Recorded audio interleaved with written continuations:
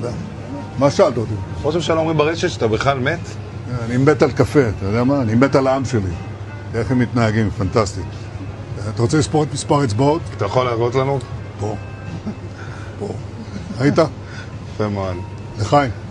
ראש הממשלה מסר לאנשים שיוצאים ומתאווררים? לצאת להתאוורר, אבל ליד מרחב מוגן.